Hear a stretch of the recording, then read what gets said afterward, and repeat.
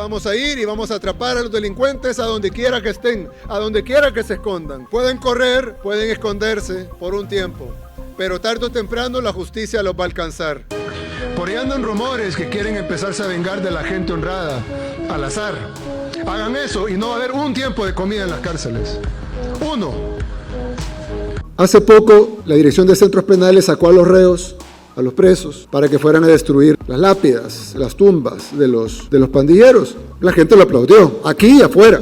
No solo en El Salvador, afuera de El Salvador, las poblaciones de otros países, otros pueblos, aplaudieron lo que estaba haciéndose acá, y obviamente el pueblo salvadoreño. Pero inmediatamente saltaron algunas organizaciones internacionales y derechos humanos que por qué estábamos violando los derechos de los pandilleros muertos y de los familiares que van a esa tumba a enflorar a su ser querido, pues al pandillero que murió y que está enterrado ahí.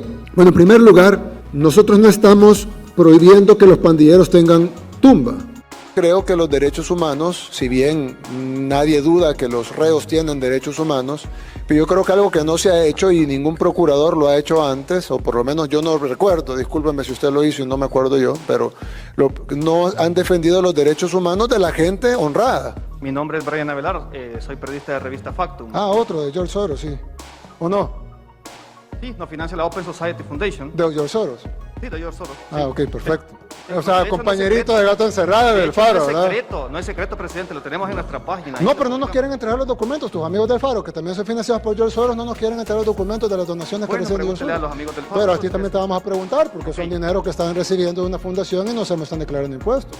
Unos dicen que viola los derechos humanos y otros dicen que ha sido el salvador del Salvador. Ha bajado el nivel de delincuencia de forma impresionante. A mí personalmente no me agrada cuando cuando un presidente llega con las fuerzas policiales y las fuerzas militares al Congreso a exigir más plata, más algo. Haciendo de alguna u otra forma ver a las organizaciones de derechos humanos como enemigo de los salvadoreños, Celia. Si a mí usted me pregunta dónde estaba hace 35 años, estaba en pleno conflicto armado, trabajando en derechos humanos. ¿Pueden las democracias combatir la delincuencia sin violar las libertades fundamentales? Porque eso es lo que queremos todos, ¿no? Yo creo que es esencial poner sobre la mesa, primero, un reconocimiento de que la inseguridad es un problema que afecta a toda América Latina y que los gobernantes tienen que abordar. Esta de mano dura, exclusivamente punitivista, no sirve, porque lo que no hace es abordar las causas de fondo que generan la delincuencia. Amnistía Internacional presentó este jueves los resultados preliminares de un estudio sobre la vigencia del régimen de excepción que, según las autoridades, hasta este miércoles ha dejado la captura de más de 36.000 personas. El informe revela que el régimen de excepción ha violentado derechos humanos y por esa razón han solicitado al presidente Nayib Bukele poner fin a esta medida y revertir las reformas legislativas que atentan contra los derechos humanos. ¿Han escuchado ustedes del régimen de excepción? Es una medida que adoptó El Salvador apenas el año pasado, que busca frenar la violencia en aquella nación. Pero básicamente es algo así como tolerancia cero con criminales, entre otras cosas perfila por aspecto físico, por aspecto económico. Bueno, hasta el momento este régimen polémico ha tenido dos cosas claras: detractores, pero también resultados. Personas verdaderamente siniestras y que él encontró la fórmula para destruirlos. Hay que ver si eso es seguido o no es seguido, si resulta o no resulta reprochable, si las advertencias de los organismos internacionales prosperan o no prosperan. Lo cierto es que los miles de titoqueros que hay en el mundo de América Latina dicen que Bukele es el presidente de América. Y un saludo a Mr. Turner. Espero que este video les pueda servir a todos tus seguidores como ejemplo de lo que sucedió antes en El Salvador. Así que también pueden seguirme en mis redes sociales como el host. Aparezco el host en YouTube. O pueden buscarme el host salvadoreño. Ponen así en YouTube el host con J. Y pueden encontrarme ahí. Hago videos sobre los Países Bajos, sobre la vida en los Países Bajos y algunas partes de Europa también. Soy salvadoreño y desde el año 2016 vivo en los Países Bajos. Salí huyendo del país en la temporada donde las pandillas estaban prácticamente gobernando en los barrios, en las colonias. Tenían amedrentados a los vendedores, gente normal, civil como nosotros, extorsionados también.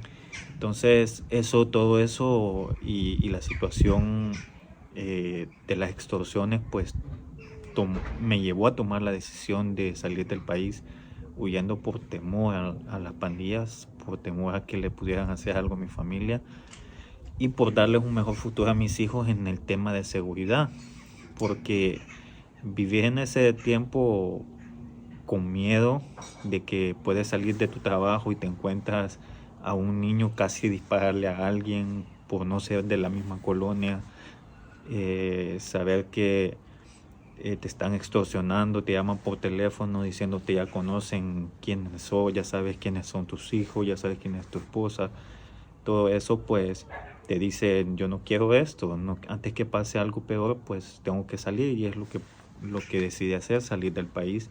En una ocasión, al salir yo de mi trabajo pues me encontré con una escena muy complicada, ver a un niño de 15 años tapado con una pañoleta en su cara y con un arma de fuego en su mano, dispuesto a dispararle a una persona en un auto.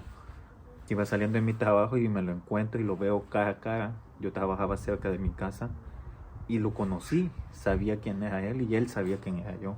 Cuando me vio, él solo corrió con su pistola en su mano, se me quedó viendo y no logró dispararle a la persona. Esa vez pues yo regresé con un poco de miedo porque me había visto, y sabemos que en El Salvador si alguien te ve cuando van a cometer un delito así pues te van a buscar. Como el delito pues la situación no se consumó, no me buscaron, pero pasé un momento muy complicado, y además de lo que ella venía y todo eso, y creo que esa es una de las experiencias que te marcan, quizás no la única, quizás muchos han vivido otras más difíciles, pero son las experiencias que te dicen que tenés que salirte, y por eso pues decidí salirme de mi país. Creo que no soy el único, creo que somos muchos salvadoreños que hemos salido desde mucho antes también, y la seguridad en ese tiempo pues la verdad que la vida de un joven no valía nada prácticamente.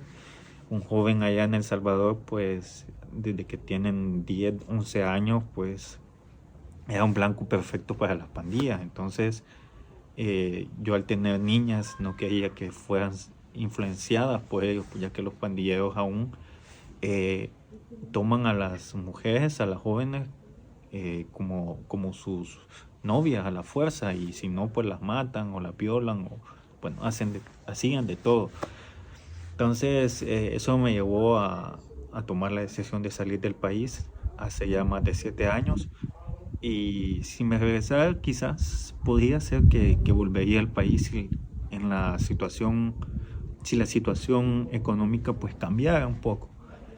Pero en cuestión de seguridad yo siento que está muy bien, se ha implementado muy bien el tema de la seguridad, y creo que eso ayuda para que muchos como yo queramos regresar a nuestro país y ver qué es lo que está pasando, ver los cambios que están habiendo y saber que hay un antes y un después cuando tú regresas a tu país.